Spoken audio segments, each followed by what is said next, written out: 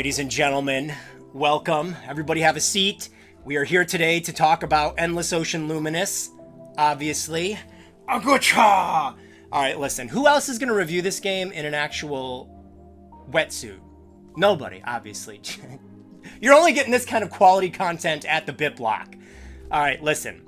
You may have seen reviews for Endless Ocean Luminous on the internet, and the game has not reviewed very well, and a lot of people are saying that the game is disappointing. So you might be here wondering, is that true?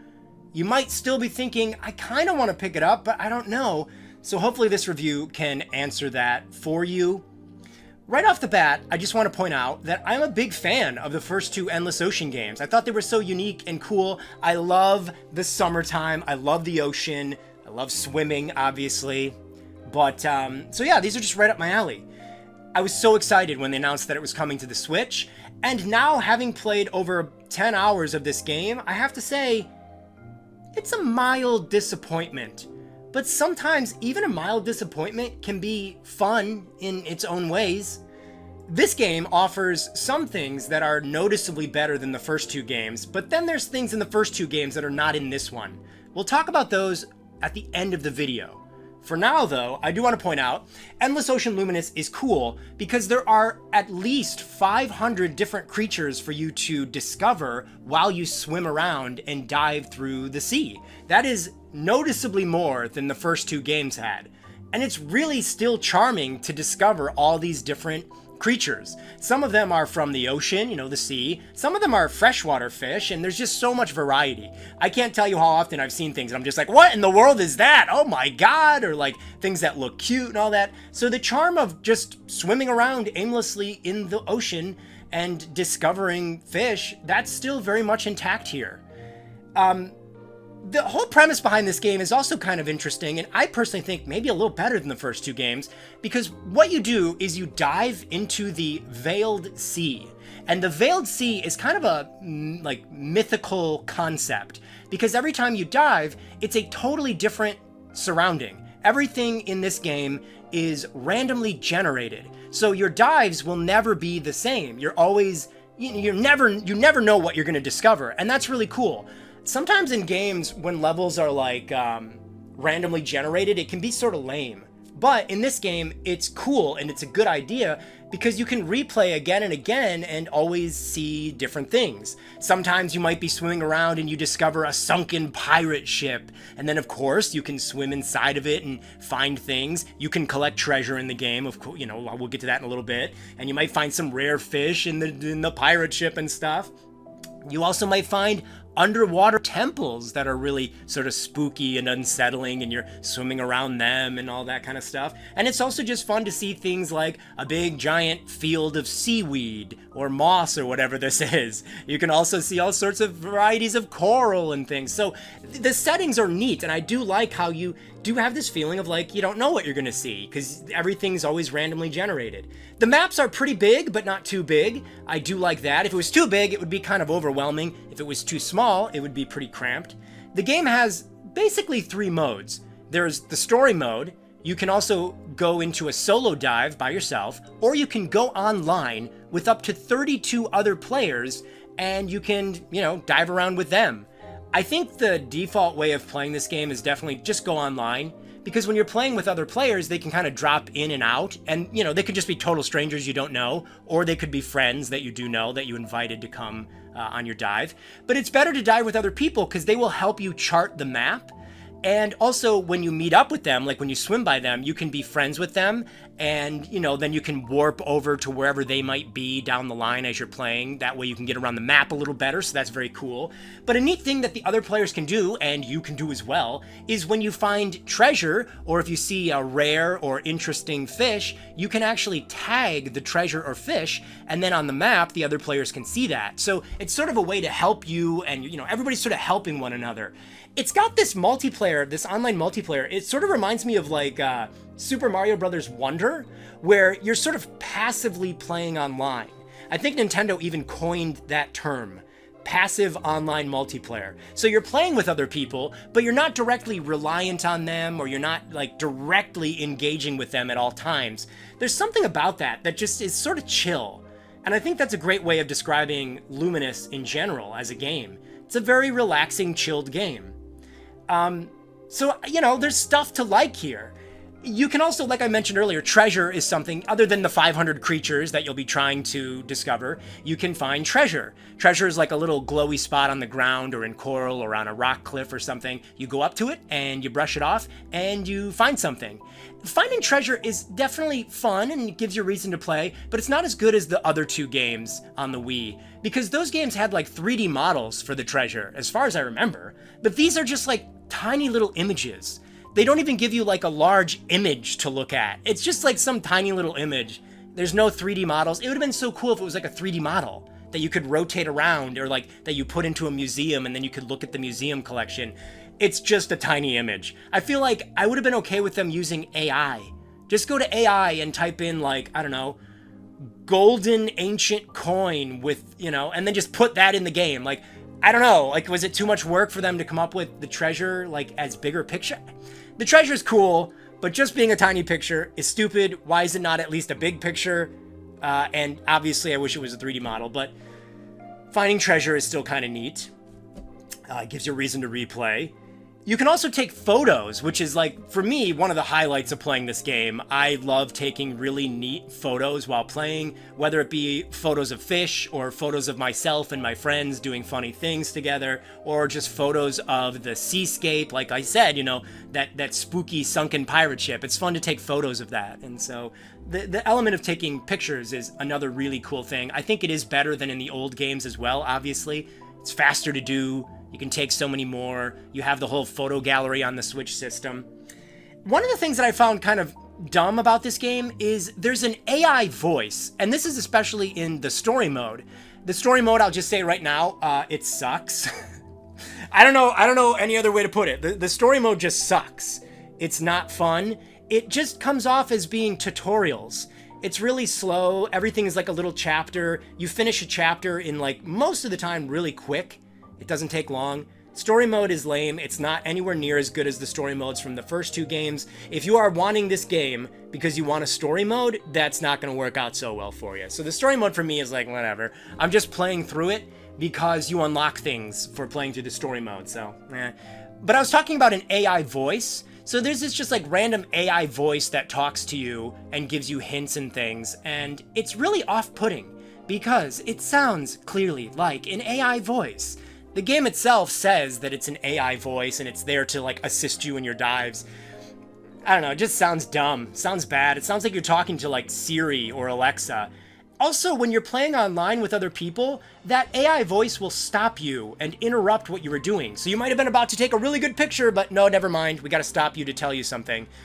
So it's really annoying to have those interruptions. One of the things that happens when you're diving, though, is there's little events that can occur. So, like, one of them is there's an event where they will put, like, glowing orange circles on the map. And if you swim over to those, you can find rare fish in those little areas. As time goes by, those areas get smaller and the fish eventually go away. So that's kind of a neat little event. There's also an event where a mythical creature will appear, and you have to find where they are on the map and then, check them out, and, you can take pictures and stuff. So that's kind of neat. They, like I just said, they did introduce like creatures that are extinct or creatures that are mythical along with the ones that are real. I actually really like that. It's fun. It makes playing the game more interesting than just being all like realistic creatures and stuff. You also see freshwater fish mixed with saltwater fish. Again, maybe that doesn't make sense, but like, I don't know. I don't care. It's more fish for me to see, so cool.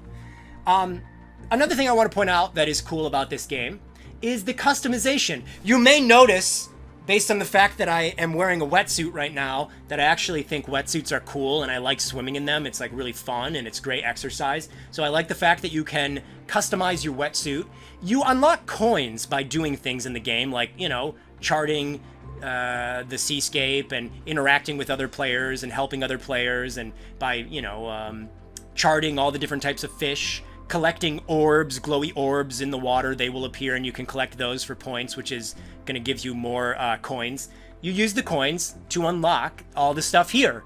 These different wetsuit colors, there's a whole bunch of them. You can also unlock stickers And you can take these little sticker decals and you put them on the wetsuit or your tank or your life jacket or whatever. It's really cool. I like when a game lets you put like stickers on things and patterns. You can even make them bigger or shrink them. So it's kind of fun to customize your wetsuit.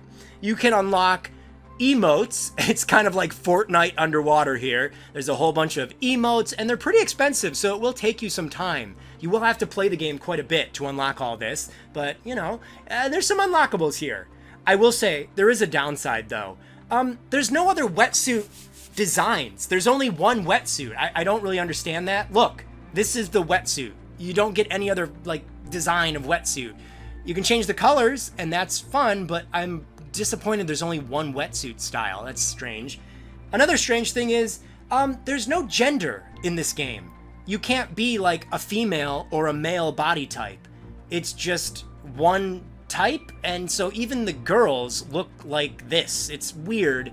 I don't know if they're just being lazy or if they're trying to make some really ridiculous social commentary. I think it's probably just they were being lazy or they just didn't have the time. Your scuba guy or your scuba it, the character you play as, you also never see them. It's just always completely covered up. So everybody just kind of looks the same other than a different color. So I don't know. I wish there was more wetsuits, obviously. And I wish that there were actual body types like a female. Females generally look like this. They're curvy. Men generally look more built, more muscular. We're thicker. So I just don't know why they couldn't put a, female body in the game. It's a little weird. I also wish there was like different goggles and different tanks and different life jackets. It's cool that you can get all the different colors. It's cool you can put the stickers on them, the decals, and it's cool that you can get the emotes, but there could have been some better customization options, I think. There's also this thing called a mystery board, and you'll accomplish different things as you play the game, and it will take off a square of the mystery board to reveal a photo underneath it. The problem I have with this, though, is you never really know what you're supposed to do in order to unlock things. There's no hints or anything, you just accidentally do them. So it's like, you can't really try to unlock the mystery board stuff, all the squares, because you don't know what you're supposed to do. So it's a little weird. And what makes it even stranger is in the options or in your profile, there actually are achievements. Look at all these. It tells you what to do to unlock them. There's a whole bunch of them. These are really cool. I like this. This is how you do achievements. So I don't really know why there's a mystery board and achievements. It's a little weird, but I do like the achievements. There's also a lot of statistics in this game in your profile. You can change your little title, you can change your little icon that appears, but it just gives you all sorts of stats while you were playing. And so I really like this. Anytime a game gives you this much info, it's really cool. So I think that's kind of the gist of playing Endless Ocean Luminous. Here's the deal.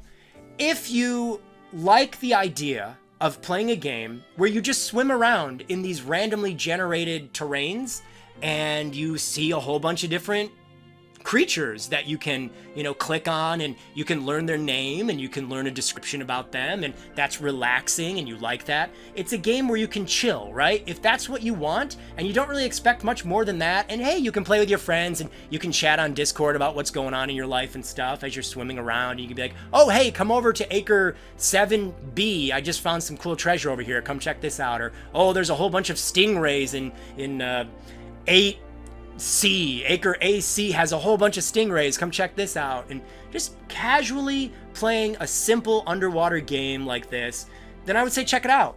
But if you really wanted it to be more like the first two games and you wanted a really good story and you wanted a whole bunch of other stuff to do, it's probably going to feel a little overpriced for you. The other thing I wanted to say, I almost forgot, the visuals. I really like the way the game looks. It doesn't look amazing, but it looks kind of nice. The fish, for the most part, look good. Some of them look better than others. And the animations are not great. That's the worst thing about the visuals. Everything moves very, robotically. Like, you don't swim naturally. You don't have, a natural flow with your swimming. It's very, it's not... I mean, you get used to it after a while, but it certainly was something I noticed. The fish and this little scuba divers, they're not exactly fluidly moving through the water. You can play with 32 people online as well. I mentioned the online play. It's up to 32 people. That's a huge improvement over the first two games. First two games only let you play with one other person, but these let you play with this one lets you play with up to 32 people. And when you completely chart one of the maps, it gives you a little code, so if you want to, you can take a picture of it, and then you can go back and play that location. If you really liked what you were seeing in there, you can go back to it. And to invite your friends to play with you, you can give them the little code, and then they will jump in with you. So it's a cool game. It's very simple. It doesn't offer as much as the other games. Like, you can't feed the fish anymore. You can't, you know, you don't have like a little sonar thing to find the treasure. You can't like zoom in to the coral to see a more detailed view of what is going on inside of it like you could in the other games. So you can definitely find a lot of stuff you can no longer do, but it's a really good, fun summer game, and I kind of like it. I think if you're okay with it being simplified, it's this massive online, casual, relaxed multiplayer game. So if that's what you're looking for, I think Endless Ocean Luminous delivers on that. So, yeah, those are my thoughts. I'm happy I bought it, but I can definitely understand why some people would be disappointed.